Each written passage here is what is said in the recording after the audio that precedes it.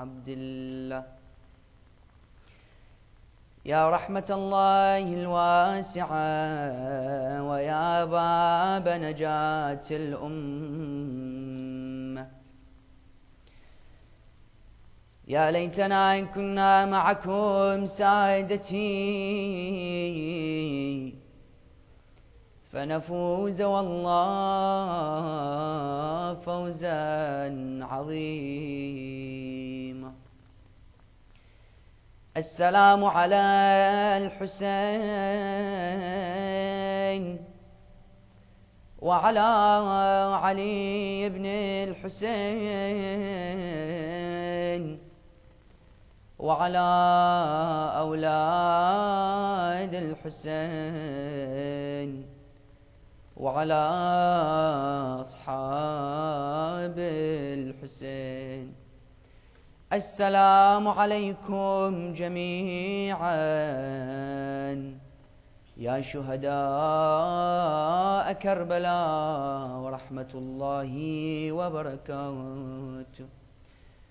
أما بعد، قال الله تعالى في محكم كتابه الكريم: وقوله الحق وهو أصدق الصادقين. بسم الله الرحمن الرحيم. ونريد أن نمن على الذين استضعفوا في الأرض ونجعلهم أئمة ونجعلهم الوارثين. To hasten the reappearance of our 12th and awaited Imam, recite with the loudest of your voices a salawat ala Muhammad wa ali Muhammad. Allahumma salli ala Muhammad. Respected brothers and sisters in Islam, Assalamu alaikum wa rahmatullahi wa barakatuh. The concept of a Messiah is seen in every religion as one of the most crucial, essential, and primary elements in any religion that you examine. Today, if you examine religions that are seen as divine, and even religions that are not so divine, for example, religions created by God and religions created by man, you see that the majority of religions that exist in today's universe hold an idea of a Messiah coming at the end of time and eradicating the world from injustice, oppression, supplanting it with freedom, equality, and justice. You find, for example, each religion may come and label their savior with a specific name. For example, in Judaism, the savior may be known as the Messiah. Or for example, when you study Christianity, the Savior may be known as the Savior Messiah, where he will be coming at the second coming, which is Jesus of Nazareth. And even when you examine religions which are created by man, for example, Buddhism, they hold the idea of a Savior coming at the end of time by the name of Maitreya.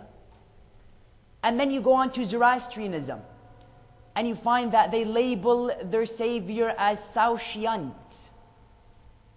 And you find, interestingly, each religion comes forward and says that the Messiah that's coming at the end of time is one of us.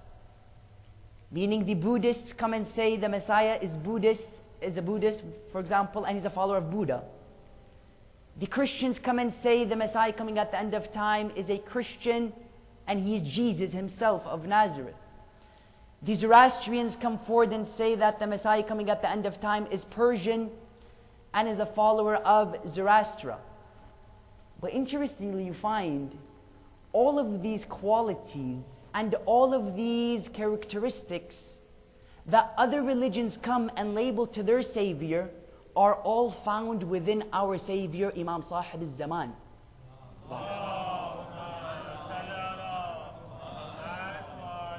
You may say, what do you mean? The Christians come and say that the Messiah is Christian. The Jews come and say the Messiah is Jewish. The Zoroastrians come and say the Messiah is Zoroastrian. What do you mean all of these qualities are found within Sahib al-Zaman? You examine, for example, how could we establish that Christianity plays a role in the lineage of Imam Sahib al-Zaman? You find that the mother of Imam Zainul Abidin, our fourth Imam, wasn't she a Christian king? Wasn't she the daughter of a Christian king of the Byzantine Empire? Which comes and tells you that Imam has some Christian in his descent. How could the Imam be Zoroastrian?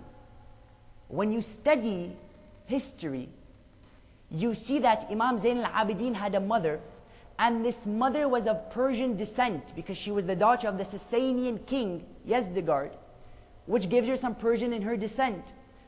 How was Imam Christian? You find the mother of Imam Sahib al-Zaman was who? Khanum Narjis. Narjis was the daughter of the Roman king, which we can establish that Imam has some Christian in his descent. Now you may say, how could Imam be Jewish? You find Imam Sahib al-Zaman and Muslims in general claim that they come from the lineage of who? Ismail alayhi salam. Hashimis come back from the lineage of Prophet Ismail. Ismail was the brother of Ishaq. And Ismail and Ishaq both come from the same patriarch father, which is Ibrahim alayhi salam. Which comes and tells you that even though you find Imam Sahib al-Zaman didn't come from the same lineage, they all go back to Ibrahim alayhi salam, where we can establish that Imam had some Jewish in his descent. Now somebody may come and ask the question, brother, why does it matter? He's Jewish, he's Zoroastrian, he's Christian. Why does that make any difference? No, it makes an unbelievable difference. Because Imam Sahib al-Zaman, Allah is trying to come forward and make it clear that he's not a savior which is exclusive simply to the Shia. He's a savior which came for the Jews. He's a savior which came for the Christians. He's a savior which even came for the Zoroastrians. That's why when Allah in Surah Al-Qasas, ayah number 5, the verse I began with, He comes and says, وَنُرِيدُ أَن نَمُنَّ عَلَى الَّذِينَ اسْتُضْعِفُوا فِي الْأَرْضِ. Notice the criteria, because Ahlul Bayt come and do tafsir on this verse. They say, the verse comes and says what? Allah speaks, He says, and we desire to recompense for those, speaking about Imam Mahdi, who what? Who were Muslims, who were Christians, who were Iraqi, who were, for example, from this sect, from this nation, from this culture? No. The primary criteria that Allah subhanahu wa ta'ala puts for those who Imam Mahdi is coming to aid and support are what? وَنُرِيدُ أَن نَمُنَّ عَلَى الَّذِينَ اسْتُضْعِفُوا فِي الْأَرْضِ وَنَجْعَلَهُمْ أَئِمَّةً وَنَجْعَلَهُمُ الْوَارِثِينَ. Allah says the criteria that we have for Imam Mahdi to come and aid the people of his time, the only criteria is that he isn't oppressed. Meaning he may be Christian, he may be Jewish, he may be Zoroastrian, yet Imam Mahdi will be there to defend even the Christian. And this is extremely powerful. Why?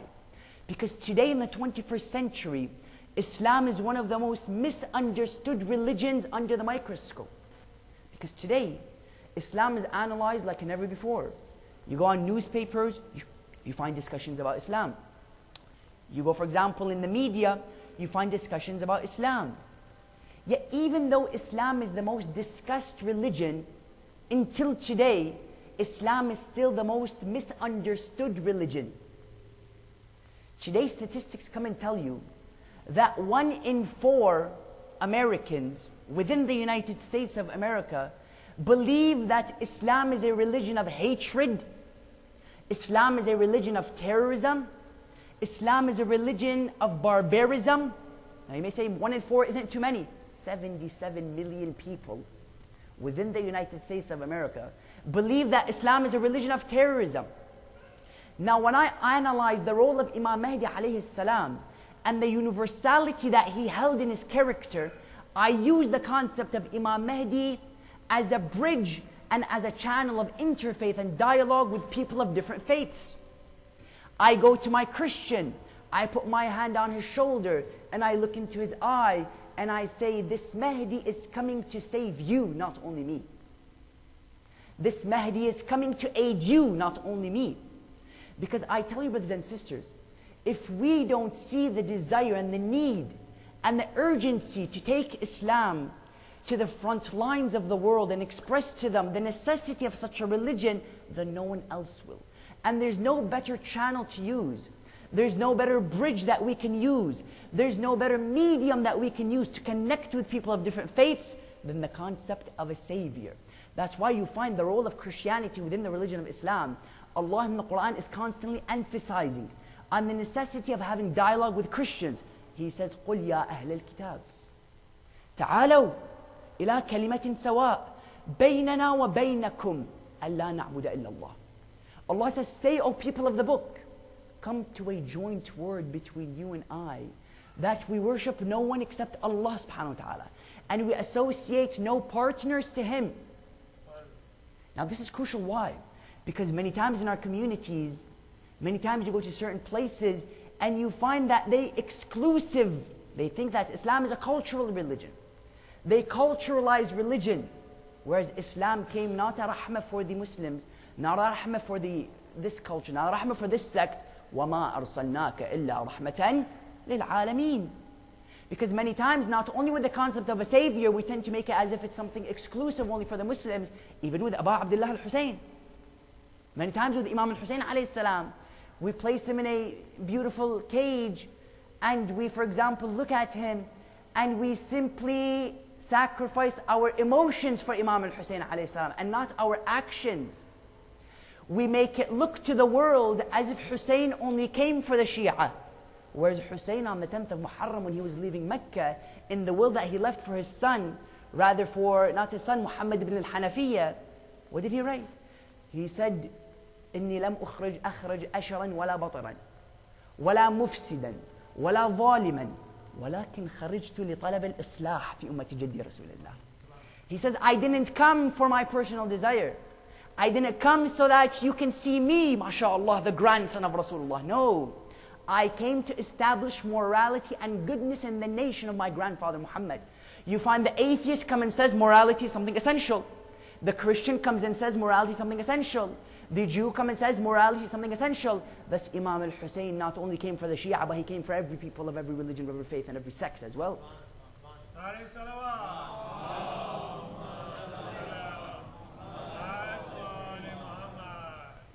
Imam al-Hussein alayhi salam's message was so universal.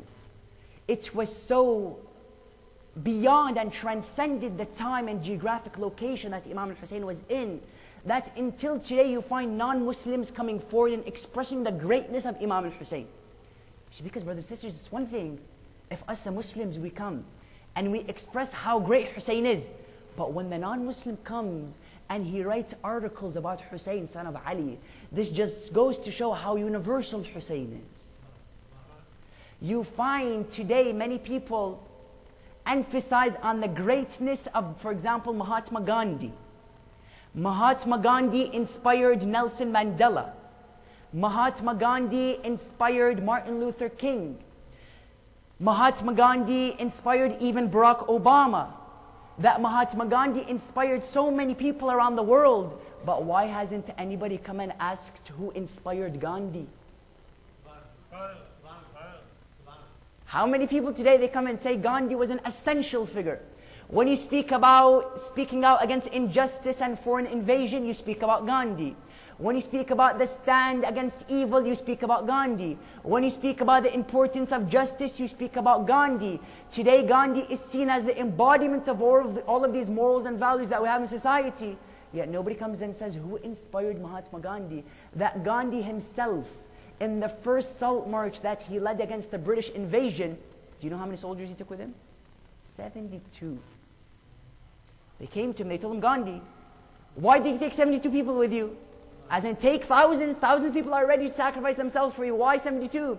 Listen to the reply. He says the 72 of Hussein were eternal and their message is alive until now. I want my 72 to be eternal as well, so that their message is alive until today as well.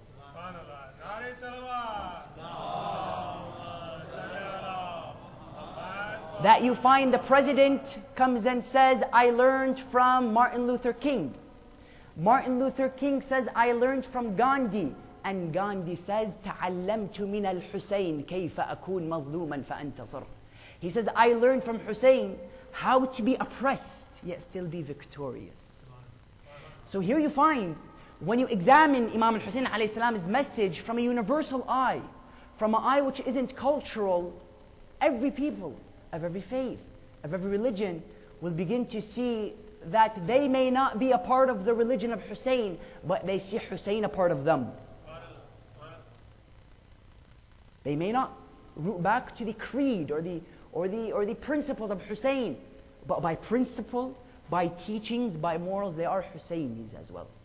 That's why you find when we come and examine the concept of a savior, likewise it's essential that we use it as a bridge between people of different faiths, as a bridge between people of different religions. That's why Allah in the Quran, He comes and speaking, for example, to those Christians, He says, وَادْعُ إِلَى سَبِيلِ رَبِّكَ بِالْحِكْمَةِ وَالْمَوْعِظَةِ الْحَسَنَةِ وَجَادِلْهُمْ بِالَّتِي هِيَ أَحْسَنُ.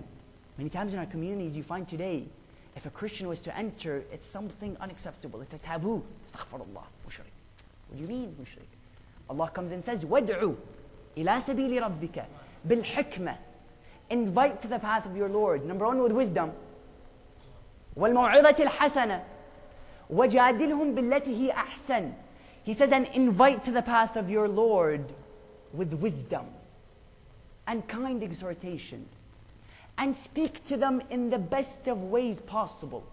Because many times today when you find we enter channels of dialogue between people of different faiths, between people of different sects, our main intention is to prove them wrong.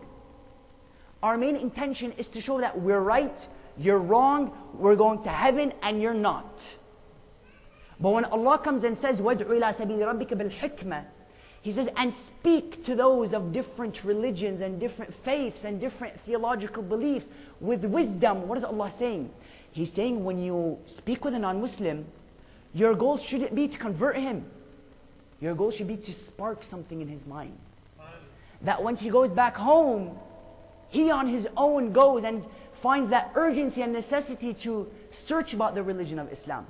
Because when you study the etiquette of Ahlul Bayt alayhum salam, and even the prophets that came before Ahlul Bayt, and how they expressed channels of dialogue with people of different religions, you find they didn't force them to be Muslims. They just sparked something and that led them to becoming Muslims.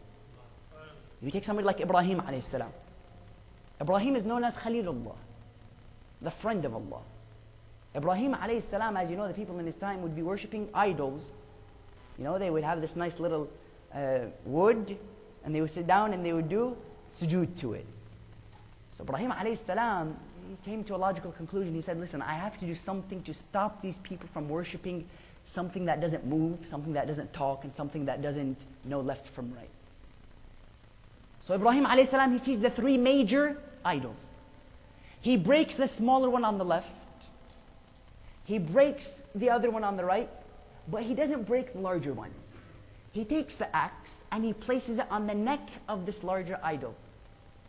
Now the people come and they say, Ibrahim, who has crushed these idols? Instantly a voice comes from the back. We believe that it is a youth by the name of Ibrahim. Now why did Allah refer to Ibrahim as a youth? He could have said that lad, Ibrahim. He could have said that young man, Ibrahim. He could have said that person right there, Ibrahim, my prophet. No. He says, إِنَّهُ فَتَن, youth by the name of Ibrahim. Why? Number one, Allah is making it very clear that the role that the youth has within the religion of Islam is essential and crucial. Many times in our communities you find that they limit people to their ages. They limit people to their physical looks, for example. Allah comes and says, number one, if Ali ibn Abi Talib was 9 years old when he was appointed as the successor of Rasulullah, when Isa was an infant in the cradle and he was appointed as the Prophet of Allah, when Imam Mahdi was 5 years old when he was appointed as the Imam after his father, then who are you to come and say that that age is a factor?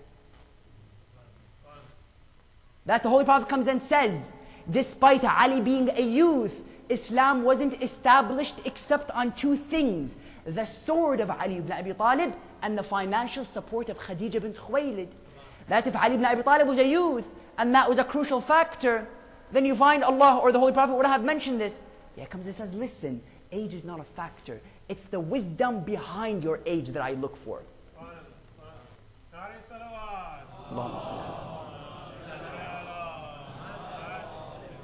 So you find Ibrahim alayhi salam, he puts this axe on the larger idol. Now the people come to him and they say, who did this? Listen to what Ibrahim said. Back to how we should have dialogue with Christians. Ibrahim alayhi salam could have said, I did, alhamdulillah, now you can come and hit me. No. He takes the axe, he places it on the neck, and they ask him, Ibrahim, who did this to these idols of ours?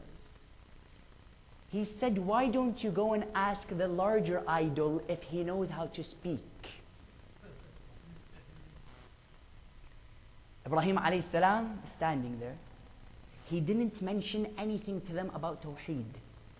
He didn't mention anything to them about the importance of Nubuwwah. He didn't mention anything about Allah or Tawheed or nothing. Not even one verse from the Quran he mentioned.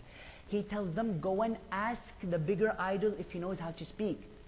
Now, an interesting conversation goes on between the people. They say, what do you mean?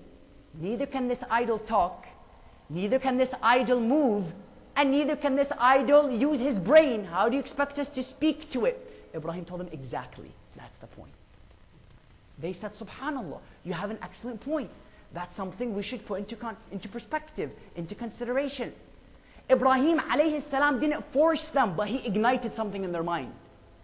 That today when I have a non-Muslim coming to me, and he says, what is this religion of yours? Who is this Hussein of yours? Why are you constantly crying? I said, stop crying. What's the problem? Who is this Hussein of yours that 1400 years later, after his death, you're still sitting down in the United States remembering him? Now there's two ways. If this is a Christian man coming to me and asking me about Islam or about Hussein, there's two ways I can explain Islam to him. I can explain Islam to him through the cultural fashion. Meaning he comes and he says, who is this Hussein? And I begin to explain to him what happened to Imam Hussein. What happened to Hussein? I tell him Hussein was a man. He was on a horse and he had family members with him. And he wanted to go from point A to point B. He fell off the horse and they came and sat on his chest and they killed him. Now he may sympathize with you. He may begin to cry a few tears. But we don't want these tears only. We want action. Now that's one way you can explain to him. Another way is how? Not through emotion, not through culture, but I tell him this Hussein was a man who in Karbala was maintaining and preserving the teachings and principles of Jesus, son of Mary. Now you find this Christian is sitting down. He says, this Hussein of yours had something to do with Jesus? This Hussein of yours, absolutely he did. Jesus was a man who came and stressed justice and equality. Hussein was a man who came and stressed justice and equality. That in Karbala wasn't simply Hussein and Yazid. It was good in its fullest against evil in its fullest. That in Karbala wasn't simply the son of Fatima against Muawiyah or Yazid or Umar ibn Sa'ad. No, it was haqq against batil. قُلْ جَاءَ الْحَقِّ وَزَهَقَ الْبَاطِلِ إِنَّ الْبَاطِلَ كَانَ زَهُوقًا. When Allah says, say truth has come and falsehood has been vanished. Indeed, falsehood is ever vanishing. Allah is saying what? He's saying truth is truth, whether you are a Muslim or you are a Christian. That you find in Karbala, Imam Hussein wasn't an individual, he was a principle. In Karbala, Hussein wasn't a character, he was a symbol. That Karbala didn't begin in Iraq. Muharram is what? Muharram, when the quote comes and says, كل يوم عاشوراء وكل أرض كربلاء.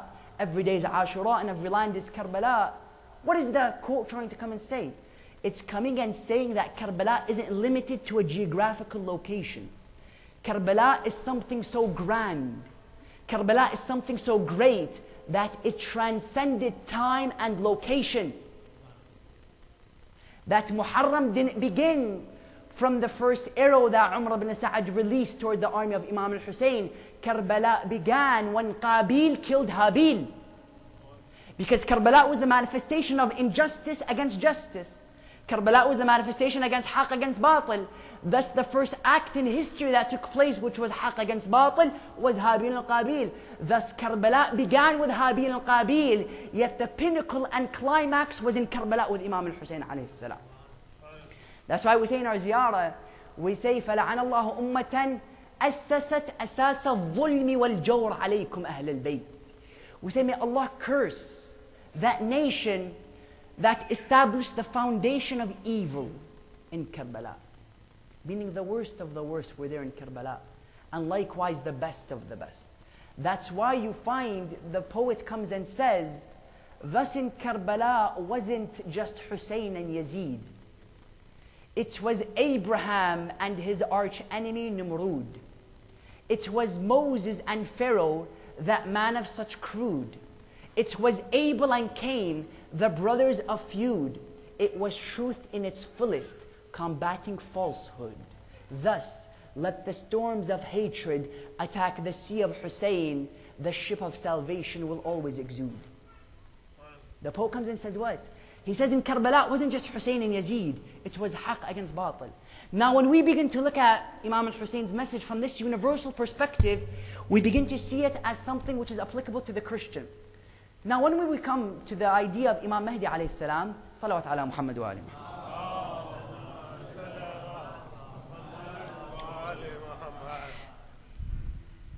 Thank you, brother, so much. Salawat ala Muhammad wa ali Muhammad. Now, when we come to the idea of Imam Mahdi alayhi salam, likewise we have to take it from a universal perspective. But before we can understand how to approach Imam Mahdi to the non-Muslim, we first have to understand our role in the message of Imam Mahdi alayhi salam. Because many times we tend to speak about Imam, but we don't necessarily know our role in the message of Imam Mahdi alayhi salam. Now when we explain the responsibilities that we have towards our 12th Imam, the first thing we have to keep into consideration is that Imam is still alive. Imam is waiting. Because Imam is made up of two words, muntazir and muntazar. He is waiting and he is the awaited. Yet more than us waiting for Imam Mahdi is waiting for us. That's many times I come and I ask the question, who is in ghaiba? Is it Imam or is it us? Because Imam is ready. Imam is waiting. Imam is saying, Ya Allah, Khuda, whenever it's time to go, just give me the signal and that's it, I'm down, I'm down to get busy. Yet it's you and I, we're not ready. That's why the first criteria to understand the responsibilities that we have towards Imam is that we have to know Imam. When you examine the Battle of Karbala, you find that Imam al-Hussein alayhi salam first began with a word that he threw to the opposition. He told them, recognize me before you kill me. Know me before you kill me. Because wallah, once you know me, you wouldn't have the audacity to kill me. Because the only reason Yazid had that desire to kill Hussein was because of the jealousy that he had towards Hussein. Otherwise, he knew exactly who Hussein was. That's why you find when Shimr was sitting on the chest of Hussein, there's an interesting dialogue that takes place between the two. Imam Hussein looks up to him, he tells him, Ya Shimr, ألا تعرفني? Do you not know me? He tells him, نعم أعرفك. أنت الحسين ابن فاطمة بنت محمد. He says, you are Hussein, son of Fatima, daughter of Muhammad. He tells him, then if you know me, why do you want to kill me? I don't understand. If you know who I am, why do you still want to kill me? Listen to the reply. Shimr tells him, بغضا من أبيك علي. He tells him, because of our envy that we have towards your father Ali. And you know the irony? The irony is that the same reason why Shimr killed Imam Hussein is the same exact reason why Shia are being killed today in the world. When Shimr replied to him, he told him, بغضا من أبيك علي. Today you go and examine those who are being slaughtered left, right, and center in Bahrain. And you go examine and you ask those who are killing them, why are you killing them? Of course, they won't say this in public. Boil it down, it goes back to the very fact that we are followers of Ali. Ali was a man of truth. We don't like truth, thus we have to kill the principles of Ali. Ali مع الحق والحق مع Ali. Allah comes and says, وَأَكْثَرُهُمْ لِلْحَقِّ كَارِهُونَ. Allah says that the majority are hate-filled towards haqq. That's the majority hate Ali ibn Abi Talib. They can't handle it. Because once you love Ali, there's no room for evil and good to mix. It's like oil and water. Because the role of Amir al-Mu'mineen is that he was a dichotomy. He was a polarization between haqq and batil. When I have this love for Ali, I can't love batil. When I love Amir al-Mu'mineen, I can't love falsehood. Why? Because the two don't exist. The two don't coexist. It's like mixing oil and water. You may say, what do you mean by that? You find many people today, they come forward and they say, why is it necessary to love Ali ibn Abi Talib? I mean, you guys are always emphasizing that we should love Ahlul Bayt, Ahlul Bayt, Ahlul Bayt. What do you mean Ahlul Bayt? What do you mean Ahlul Bayt? You know, once in 9th grade, I was sitting down with my teacher, Mr. Sayan. This Mr. Sayan, you know, world religion, we studied different religions. So the chapter of Islam came. Of course, that teacher hated me so much after that class, only Allah knows why. So we're sitting down, and he's explaining Islam to me. He says, after the Holy Prophet, so and so, and so and so, and so and so established the religion. So I raise my hand, I tell him, excuse me, Mr. Sayan, just a nice little question, not to bother you. You mentioned that so and so established the religion. How about Imam Hussein? Have you heard anything about him? He looked at me and he said, what do you mean? I told him, I'm very clear, I don't think I stuttered. I said, what do you think about Hussein, son of Ali? He was like, for some reason, all of a sudden, his emotions began to erupt inside of him. Instantly, he scolded me.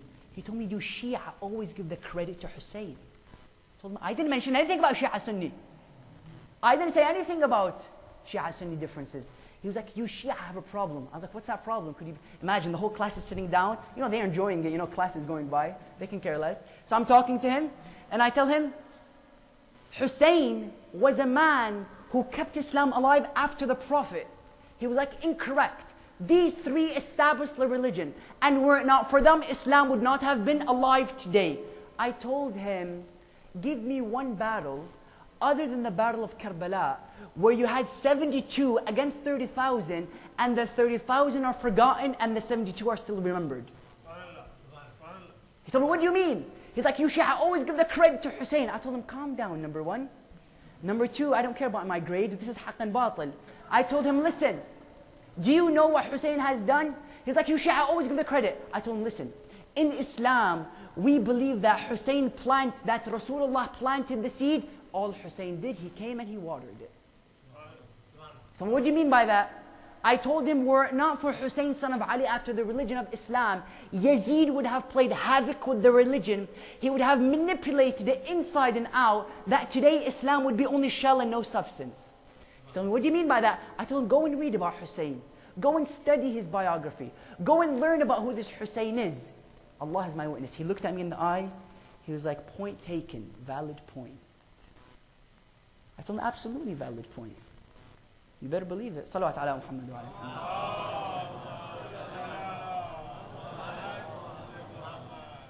But I tell you, brothers and sisters, I don't blame him.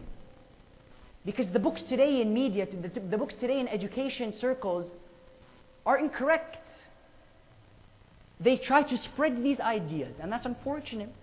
And the responsibility falls on us as students to stand up and make a stand and tell him, excuse me, I have a point. Because I tell you, brothers and sisters, if the world knew who Ahlul Bayt were, they wouldn't leave them alone. That's why Imam Sadiq alayhi salam, he says, teach the people about our teachings. For wallah, if they know us, they will never let go of us. The world doesn't know Ahlul Bayt, by the way. Because wallah, if they did, they wouldn't leave them alone. And this is a fact. Otherwise, why would the Prophet come and say, قُلْ لَا أَسْأَلُكُمْ عَلَيْهِ أَجْرًا إِلَّا الْمَوَدَّةَ فِي الْقُرْبَى. I don't emphasize anything except the love of my parents. That if the world knew who Ahlul Bayt were, they would have established Islam as their religion. Now they don't know it. Yet we Shia, many times, we don't know Islam as well. Many times we Shia, we don't know Imam Hussein alayhi salam as well. That the first criteria to understanding our role in the mission and the message and the agenda of Imam Sahib al-Zaman is to know him. That today it's unfortunate to say that the enemy knows Imam al-Hussein or knows Imam Sahib al-Zaman more than his followers do. The enemies today, they know Imam Mahdi more than you and I do. You may say, what do you mean by that? That's an interesting point. I was once sitting down with my father, and we're watching Meet the Press. Meet the Press, one day, the senator sitting down, and he's speaking. They're asking him questions. They say, what would you do, scenarios, what would you do if you had a confrontation with this specific country and you attacked them and you find that they had the same weapons as you? He's like, that's a problem. He's like, what if you attack that country and you miss? He says, that's even bigger problem. He said, what if you attack them, you miss, and they attack you back? He's like, that's tragedy. That's a complete annihilation. He was like, then if all three scenarios are a problem, one worse than the other, why are you still going to attack such a country? Listen to the reply. He says, because even worse than all three of those scenarios is if a man comes from Mecca with flags in his hand and millions of people walking behind him, spreading the message of Islam. They don't know Imam Mahdi? Trust me, they do. So you find that today many people are throwing accusations at the religion of Islam. One of the accusations that are being thrown at our 12th Imam is that how could you claim that a 5-year-old could receive imamat at such a young age? Now people who throw such accusations at Imam, number one, haven't understood the Quran. Because there is one infant that Allah refers to who is still a baby in the cradle, yet he still was able to speak and spread the message of Allah subhanahu wa ta'ala. Who was this? Isa, son of Maryam. You find the people of the time came to Maryam alayhi salam, and they told her, Ya Maryam, from where did you give birth to such a child? As in, we know you, Maryam, you're not married, you don't have a husband. How could you conceive such a child? Instantly Allah commands Maryam to point to this child. فَأَشَارَتْ إِلَيْهِ قَالُوا كَيْفَ نُكَلِّمُ مَنْ كَانَ فِي الْمَهْدِ صَبِيًّا. They said, how could we speak to an infant who is still a baby in the cradle? Instantly Isa alayhi salam speaks. قال إني عبد الله آتاني الكتاب وجعلني نبيا. He says, I am the servant of Allah. He has appointed me as a prophet and He has given me the book. Now if Allah subhanahu wa ta'ala is coming and saying a 5-year-old is able to be a prophet, or rather an infant is able to be a prophet, then why is it difficult to understand that a 5-year-old will? So you find when we know our Imam and we're able to tackle the accusations that people are throwing at the 12th Imam, then we have just taken the first step to understand Imam Mahdi and our position in his role. Number two, we have to take Imam as an example. Because today, one of the biggest problems with our youth is that there's a lack of examples to be taken. I mean, today if you walk into one of our youth's room, inshallah you'll see pictures of Imam Ali, of Nabi Muhammad, but most likely you'll see pictures of, for example, what's their names? 50 Cent and, what's the other one? Eminem, right? And all of these different candy bars and all of these different people. You find what? You go into the room and you find pictures of such people. Now brother, you may come and tell me, listen, that's not a problem. What do you mean? He's a youth, let him have fun. And maybe once he gets older, he'll go to Hajj, his sins will be wiped away, and everything is okay. Now the problem is here. Because if you take such people as an example, it doesn't only stop at admiring them. It goes further to beginning to act like them. Many of our youth today, you find when he loves this singer, he loves this, for example, basketball player, this athlete, it's not only the fact that I admire him and I like him and I want to be like him, you begin to act like him. And this is what is known as identity crisis. Identity crisis today in our communities is that many of our youth struggle to understand who they are. It's difficult. In a multifaceted society, a society which is throwing at us desires and lust and opposite gender and music and postboards and billboards, you find it's very difficult to maintain that deen. Yet once you have that principle of your identity, it becomes very easy to maintain it. Identity crisis. That today you find our youth, they have that love for Ahlul Bayt. I'm not going to tell you they don't have it. For sure, categorically they have it. And the fact that they're coming to the masjid and remembering Imam Hussein just goes to show how strong their love is for Ahlul Bayt. Yet you find many times this love only stays as emotion and it doesn't transcend to our action. And this is what is known as a chameleon behavior. Many times you take our youth, you place him in any environment, mashallah, he begins to adapt to it. You place him in any, for example, society, he begins to act like them. And it's what you call a chameleon-like behavior. The chameleon, you put it on a black surface, what color does it turn? Black. You put it, for example, on a red surface, it turns red. Whichever surface you place this chameleon on, it begins to adapt to it. Many of our youth are exactly like that chameleon. You place him in the mosque, in Muharram, mashallah, black, and he's remembering Imam Hussein, and everything is okay. You take him out, you put him in Ramadan, the colors change into white, and he smiles, and he gets, all spiritual. And then you put him in the beach on the summertime, and you find the shirt comes off, and he begins to swim.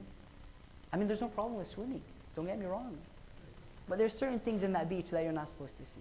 So you find that many times, you take him out of those environments, which he looked so nice and innocent, and you believe that, yes, this aqidah is so strong, this belief is so unshakable, yet you go and you put him in a bad environment, all of a sudden he begins to adapt to it. All of a sudden, Mr. Religious is out of the window, and now it's time for Mr. What? For Mr. Modern, for Mr. Beautiful. I mean, this isn't a problem, because this doesn't show that they're evil at heart. No, they're not evil at all. On the contrary, they're pure. Yet identity crisis comes from not knowing who to take as my example. Now, when Ahlul Bayt come into the picture, that problem is absolutely and instantly annihilated.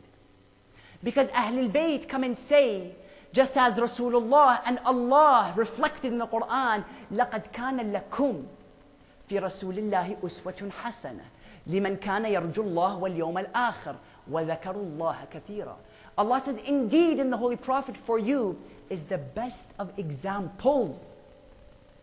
That's when I see the Prophet, and not only do I see him as a man of integrity, I embed his character in my brain. That I wake up, I take that first step from the bed, I ask myself, how would Rasulullah take this step? I put my head back on the pillow, I ask myself, how in God's name would Rasulullah put his head on this pillow? I'm speaking to non-Muslims. I'm transacting. I'm sitting with my friends. Today, one of the biggest problems in our society is friends. Today, you find one of the problems is the friends that we're taking. Because this heart of a youth is an empty piece of land. The heart of the youth is an empty piece of land, which whatever you plant on this land, it will begin to grow. Now, I'll give you an example. Right now, we're in Maryland. If I was to drive and I see an empty piece of land, I can pass by and I can say, on this piece of land, I want to build a masjid. A masjid, and we build it and people come, they worship Allah and everything is nice. At the same exact moment, somebody can pass by and he says, on this piece of land, I want to build a bar. A bar which people come and drink, they get drunk, they intoxicate themselves, and they do things which Allah doesn't really like. Now somebody comes and asks the question, you look at this land, it's not a different piece of land. The same land that man wanted to build a masjid on is the same exact land that this man wants to come and build a bar on. When Ali ibn Abi Talib comes and says, the heart of the youth is like a piece of uncultivated land, he says the heart of the youth is like an empty piece of land. Whatever you plant on that land will grow and prosper. So take advantage of that opportunity. Whatever you place on it hubb of dunya, it's going to grow. You place on it love of material, celebrities, money, it's going to grow, it's going to prosper. That's why you find when you study the letter of rights, Risalat al-Huquq of our fourth Imam, you find that when he explains the rights that the mother has or the child has on the mother, you find he explains it in detail. He completely covers what the responsibility of the mother is toward the child. He goes on. He says it's the responsibility of the mother that she protects you with her ears. It's the responsibility of the mother that she protects you with her mouth. It's the responsibility of the mother that she protects you with her eyes, with her hair, with her limbs, with her legs, with her hands. What do you mean protect her with her ears? I mean, I haven't seen anywhere that's able to protect somebody with their ears. What is Imam saying? He's saying when this baby is a fetus in the womb of the mother, whatever sounds are going through the ears are going to that fetus and in shaping who he is as a human being. Because many times you find people come and say, brother, when does it begin? When I first have to begin upbringing my child? When's the first stage? Is it when he's 7? Is it when he's 14? No, none of the above. When he's still a fetus in your womb. Because when this baby is a fetus in the womb, whatever input you put in is going to be reflected in the output when he becomes a child. You say, what do you mean by that? You take somebody like Muhammad Hussein Tabatabai. This Muhammad Hussein Tabatabai, at the age of 5, memorized the whole Quran. At the age of 5, he was a hafiz of the Holy Quran. They came to his mother and they told her, excuse me, we have a question for you. As in, we can't understand how your son is 5 years old and he understood the Quran. What's the secret? Listen to the reply. She says, when my son was a fetus in my womb, I would play nothing except the Holy Quran. You may say, what do you mean by that? That when this fetus is still a piece of meat in the womb of the mother, and I begin to give it Quran, and I begin to give it love of Ahlul Bayt, while Allah subhanahu wa ta'ala is creating him, where he says, ثُمَّ خَلَقْنَا النُّطْفَةَ عَلَقَةً فَخَلَقْنَا الْعَلَقَةَ مُضْغَةً فَخَلَقْنَا الْمُضْغَةَ عِظَامًا فَكَسَوْنَا الْعِظَامَ لَحْمًا ثُمَّ أَنشَأْنَاهُ خَلْقًا آخَرَ فَتَبَارَكَ اللَّهُ أَحْسَنُ الْخَالِقِينَ. Allah says, we created the drop of mingled sperm into what? Into a clot of blood. This clot of blood, we gave it bones. This bones, we clothed it with flesh. This flesh, we transformed it into another creation. So blessed be Allah, the best of creators. While Allah is creating this human being, and the words of Allah are going through the ears, they're forming the human being. And while his flesh is being mixed, the love of Allah and Ahlul Bayt is being mixed with him. Being mixed with him. That's when we come and say, you have to take Imam Mahdi as your example. This is crucial. Why? Because it begins to affect your behavior. Number 2. Number 3, the third role that we have towards Imam Mahdi is that we have to pray for him. We have to do dua for him. Now many may come and ask, why should we do dua for Imam Mahdi? If at the end of the day he's an infallible and Allah is protecting him, what's our dua going to do? Us little wretched creations, we come and do dua for Allah. What is that going to do? No, it makes a big difference. You know why? Because when I'm doing dua for my 12th Imam, I'm acknowledging the fact that I believe in his existence. And when I believe in the existence of Imam, I have just took one of the major steps to cultivating a relationship with this Imam. Because many people come and say, brother, how is this Imam Mahdi still alive while as Shia are being killed, Muslims are being slaughtered? I mean, is Imam just sitting on the side and looking at all of this while it's unfolding before his eyes? No. Imam Mahdi knows exactly what's happening. Imam Mahdi knows what's happening. And he is crying. Yet it's up to you and I to hasten for his reappearance. That's many times we say, if Imam Mahdi comes, things would be a lot better. I mean, imagine he had his nice house, he lives here, I can go knock on his door, Assalamu alaikum Imam, and I can sit down with him. Maybe that would be a lot easier. But Allah says no. That when Imam is in occultation, I am testing the mu'mineen to see who is a true believer from the false one. Because many times if Allah comes and tells us, believe in this, for example, believe in this cup, and it exists, the atheist comes, he has yaqeen that this cup exists. The Jewish comes, he has yaqeen that this cup exists. The Muslim comes, he has yaqeen that this cup exists. Yet Allah does what? He puts it into occultation so that only the true believers can believe in it and the false ones will be filtered out. That's why in the Quran, in Surah Al-Baqarah, in the 3rd and 4th verse, Allah is describing the criteria of the God-conscious ones. He says, Alif Lam Mim, ذَلِكَ الْكِتَابُ لَا رَيْبَ فِيهِ هُدًى لِلْمُتَّقِينَ. Number 1, Allah says what? Alif Lam Mim. That is the book that has no doubt in it. A guidance for the God-conscious ones. Ya Allah, who is the God-conscious ones? Number 1, الَّذِينَ يُؤْمِنُونَ بِالْغَيْبِ. The ones who believe in the unseen. Ya Allah, put salah first. Allah put the importance of Sawm. Why do they believe in the unseen? No. When Imam al-Kadhim comes and says, when the 5th descendant of the 7th Imam goes into occultation, watch out for your faith. Why? Because through this ghaibah, the true will be filtered from the false ones. Yet when we do dua, and we say, Allahumma balligh mawlaya al-Imam al-Mahdi, in dua al-ahd. And one of the greatest du'as that we can use to enhance our relationships with our 12th Imam is dua al-ahd. Because when I say, Allahumma balligh mawlaya al-Imam al-Mahdi, oh Allah, inform my master Imam al-Mahdi, I am having yaqeen in his existence even though he is in ghaibah. Because Imam is there, brothers and sisters. Wallah, he is there. Yet, we have to have yaqeen in his existence. That's why I remember a man in Iraq, in the prison of Abu Ghraib. This prison, even today, if you watch media, they're always mentioning it. This is where Saddam used to torture his oppositions. So Saddam, he once had a man, and he tortured him to such an extent that he fell unconscious. This man sees in his dream that the 12th Imam comes to him. He tells him, Imam, how many times did you hear that I said, Adrikni ya sahib al-zaman, Adrikni ya sahib al-zaman, Adrikni ya sahib al-zaman. I called upon you, ya Imam, many times, yet you didn't answer. Why? They say that Imam asks the man. He tells him, how many times did they whip you on your back? He said, nearly 100 times. He was like, remove the shirt, let me see your back.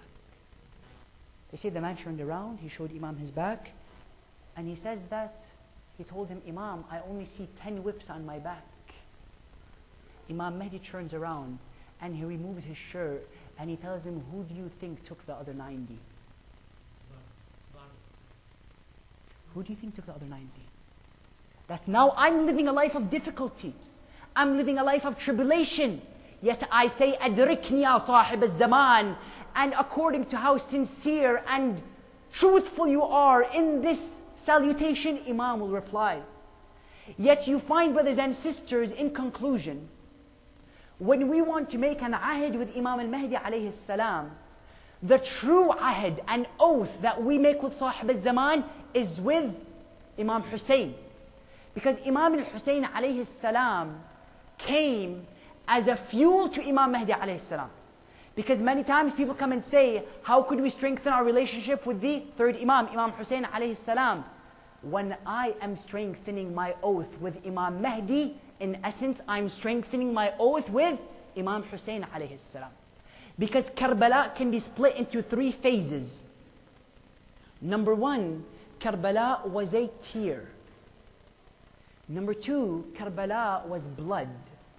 And number 3, Karbala was a smile. You say, what do you mean by that? Karbala was initially a drop of blood, a tear in the eyes of the prophets. Karbala initially was remembered by every prophet that lived on this earth. Do you know that Ibrahim passed by the area where Imam Hussein alayhi salam fell? He tripped and he began to bleed, and he looks up to Allah. He tells him, Khuda, I am your Khalil, I am your friend. Why did you do this to me? He tells him, did I do anything wrong? He tells him, no. But I want your blood to be mixed with your grandson Hussein, who will be killed 1400 years later. You find Adam alayhi salam remembered Imam al-Hussein alayhi salam. They say Adam, when he was in paradise with Allah, and the verse comes and says, وَعَلَّمَ آدَمَ الْأَسْمَاءَ كُلَّهَا, and he taught Adam the 5 names. Narrations say that he taught him the 5 names of Ahlul Bayt. Yet Adam has an interesting dialogue with Allah. He tells him, Ya Allah, when you mention the first name, Muhammad, I feel happy and tranquil. When you mention the second name, Fatima or Ali, I feel nice and tranquil. When you mention the third name, Hassan, I feel nice and tranquil. But for some reason, when you mention the name of that 5th person, Hussein, I feel tears falling from my eyes. He told him, why? He told him, because this man of Hussein is going to have one of the most heart-wrenching tragedies on the land by the name of Karbala. You find prophet after prophet remembered Karbala, that it was initially as a tear, number 1. And then Karbala transformed into blood. Karbala actualized. It didn't stay as a tear in the eyes of the prophets. It actualized into action, meaning it became blood, it became spears, it became, for example, flesh falling onto the sands. It not only stayed a dream or a tear in the eyes of the prophets, it actualized into something real. But then Karbala will transform into a smile. And this is crucial to understand, because this is where Imam Mahdi comes into the picture. Initially, Imam al-Hussein is not going to stay as a tear, but he's going to be transformed into a smile. How is that? Because Imam Hussein, he came and he made a stand, and he shed his blood, yet that blood is going to be fuel for the 12th Imam that's going to come. That these tears that fall from my eyes, I'm sitting down and I'm saying, oh Hussein, I love you, and these tears are falling from my eyes. I'm so sad that you were killed. These tears shouldn't only fall built on an emotional basis. They should fall serving as the fuel for Imam Mahdi alayhi salam. Because Imam Mahdi, when he comes, he's going to say, Ya li tharat al-Hussein. He's going to say, oh, for the revenge of Imam al-Hussein alayhi salam. If we keep Karbala as a tear, and we don't transform it into a smile, that we not only make an ahd with Hussein, but we make an ahd with Imam Mahdi, then the mission of Hussein will be stagnant and it won't get us anywhere. Because now it stays only as a culture. It stays only as tears. But when I say these tears are falling, yes, yet that blood that was spilled in Karbala is going to serve as the fuel for the 12th Imam. Now I feel as if I'm part of a mission. I feel as if I know where I came from, I know where I am, and I know where I'm going. You find many times today you go to the youth and you ask him, brother, for example, he's smoking in school. You ask him, brother, why are you smoking? I don't know, everybody else is smoking. Ask him, brother, why are you dressed in this certain way? As in, you know the Prophet wouldn't dress like this. Your example is the Prophet. Why are you dressing like this? He tells me, brother, well, everybody else is doing it. Why should I do it? He tells you what? I don't know why I'm doing it. You find they have this confusion. They have this sense of lack of connection. That's when Imam Ali alayhi salam, he comes and says, رَحِمَ اللَّهِ مِرْءٍ عَرِفَ مِنْ أَيْنِ وَفِي أَيْنِ وَإِلَىٰ أَيْنِ. May Allah bless the one who knows where he came from, where he is going. This can be applied to Karbala. Where did I come from? Hussein. Who is my present? Allah. Who is my future? Imam Mahdi alayhi salam. And that's why you find when our 12th Imam comes, he is going to go first to Mecca, and then he's going to go to Karbala. When Imam Mahdi alayhi salam goes to Karbala, he's going to see a shrine of his grandfather Imam al-Hussein alayhi salam. He's going to enter this shrine, and he's going to see a 6-month-old baby lying on the chest of a man by the name of Hussein. He's going to take this 6-month-old baby, and he's going to hold him to the sky. He's going to say, Allahumma ma dhanbu hadha at-tifl ar-radhi'. He's going to say, oh Allah, what is the guilt of this 6-month-old baby? He's going to say, Ya Allah, Hussein, I understand why he was killed. But what is the guilt of this 6-month-old baby? That's why you find in Ziyarat al-Nahiya, Imam Mahdi alayhi salam mentions, he says, لَأَنْجُبَنَّكَ صَبَاحًا وَمَسَاءً وَلَأَبْكِيَنَّ عَلَيْكَ بَدَلَ الدُّمُوعِ دَمًا. He says, I will cry on your tragedy day and night. And besides crying tears, I will cry fresh blood from my eyes for you, Ya Abu Abdullah Hussein. One of our ulama, he mentions, he says that I seen Imam in my dream, and I asked him a question. I told him, Ya Imam, you mentioned in this ziyarah that you're going to cry for somebody day and night, and you're going to shed tears of blood for him. Can you please tell me who that is? Because you didn't mention his name. He told him, are you crying for the tragedy of Hussein? He told him, no. He told him, are you crying for the tragedy of Ruqayyah? He told him, no. He told him, are you crying for the tragedy of Abbas, the one whose 2 hands were cut off on the river? He told him, no. He told him, Imam, then who are you crying about? He told him, Abki li sabi ammati Zainab. He says, I cry that my aunt Zainab was taken from land to land. You know, I tell you, brothers and sisters, one of the mysteries of the world is that Zainab alayhi salam had her hijab ripped off her head. One of the mysteries of the world is that Zainab, the same one who would walk with Al-Hasan on her left, with Al-Hussein on her right, with Abbas behind her, and with Ali ibn Abi Talib in front of her, in Karbala had her hijab ripped off until she was shouting, Adrikni akhi ya Aba Abdullah al-Hussein. Help me, O my brother, O Imam al-Hussein. That they say Zainab alayhi salam, when she was passing by the bodies of Karbala, she's seen the bodies of her brothers Hussein. She's seen the bodies of her brother Abbas, and she wanted to run to this body. She wanted to go and farewell Imam al-Hussein one last time, because she knows this is the last time I'm going to see him. She wants to run to the body. Instantly she hears a faint voice behind her, telling her, Amma Zaynab, ودعي أخاك من على ظهر الناقة. She hears a voice coming from the back telling her, Oh my aunt Zainab, farewell your brother Hussein from upon the camel. Zainab alayhi salam turns around. She tells him, Who are you? Tell me your name. He tells her, Ya Zainab, I am Zainul Abidin, the sick one of Karbala.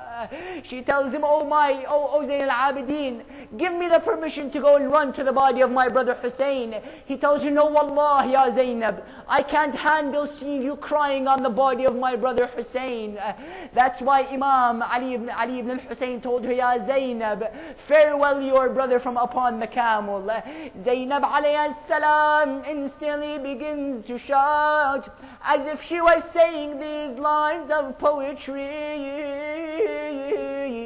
She says, ودعتك الله يعيوني يا بيردون عنك ياخذوني. Zainab alayhi salam instantly shouted with the loudest of her voices, Assalamu alayk ya Aba Abdullah, Assalamu alayk ya ibn Rasulillah, Assalamu alayk, oh my brother Hussein, I send you my salams. Yet this was one incident. Yet there was another incident where Imam Zayn al-Abidin alayhi salam faced even a bigger tragedy. They say after the caravan was taken to Sham, a tribe by the name of Bani Asad came to Karbala, and they seen that there were scattered bodies all around the floor. They wanted to go and bury these bodies, but they feared that Umar ibn Sa'ad would come and attack them. Narrations say that they waited 3 days until Umar ibn Sa'ad left.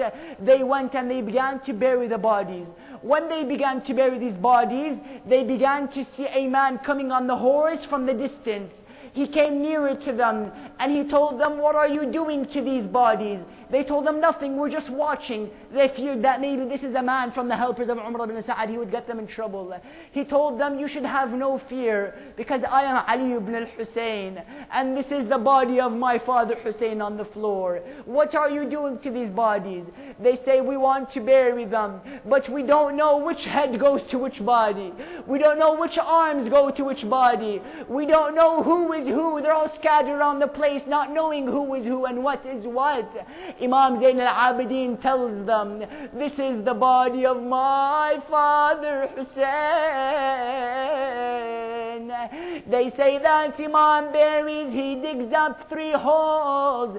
In the first one he buries all of the companions. In the second one he buries all of his family members. Yet for the third one he puts the body of his father Hussein. Picture this, Imam Zayn al-Abidin goes down. He takes the body of he takes the body of his father Hussein and he puts it down. Yet while he's putting it down, he's telling him what a tragedy it is that the son has to bury his father in such a situation.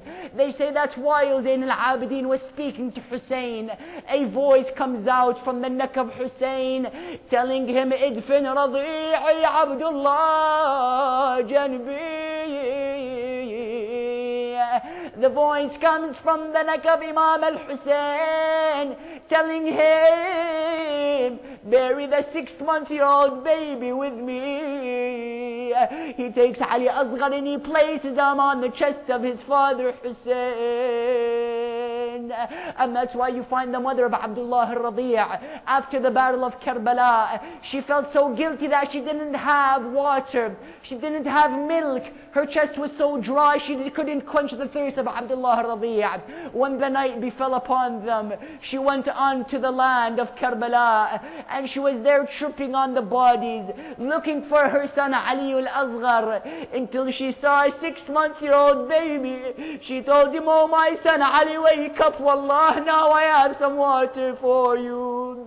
She told him, oh my son Ali, wake up, I feel so embarrassed.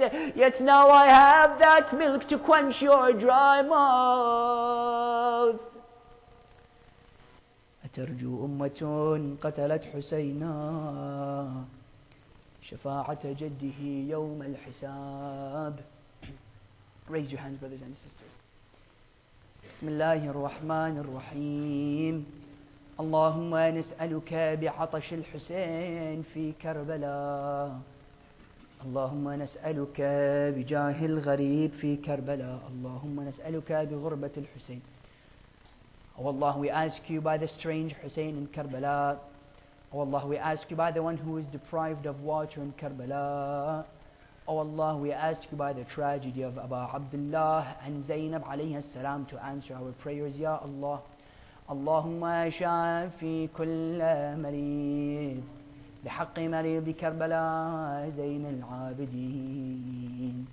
اللهم اقض حوائج المحتاجين.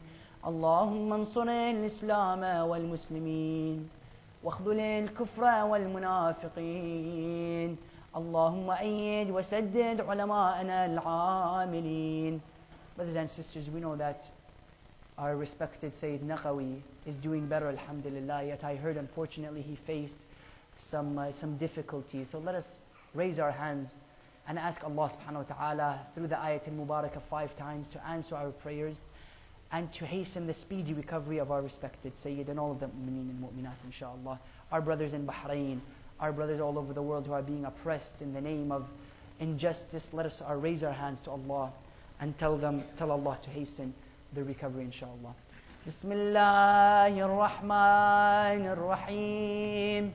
أَمَّا يُجِيبُ الْمُضْطَرَّ إِذَا دَعَاهُ وَيَكْشِفُ السُّوءَ. أَمَّا يُجِيبُ الْمُضْطَرَّ إِذَا دَعَاهُ وَيَكْشِفُ السُّوءَ. أَمَّا ويكشف السوء. أما يجيب المضطر إذا دعاه ويكشف السوء. One more time. أما يجيب المضطر إذا دعاه ويكشف السوء. Oh Allah, we ask you by the tragedy of Imam al-Hussein to hasten the appearance of our 12th and awaited Imam. Oh Allah, we ask you to allow us to be of those who aid him in his mission. برحمتك يا أرحم الراحمين. And to answer our praise and to bless this majlis and the idarah, we ask Allah subhanahu wa ta'ala with the dua. Yet before it's the loudest of salawat ala Muhammad wa ali Muhammad.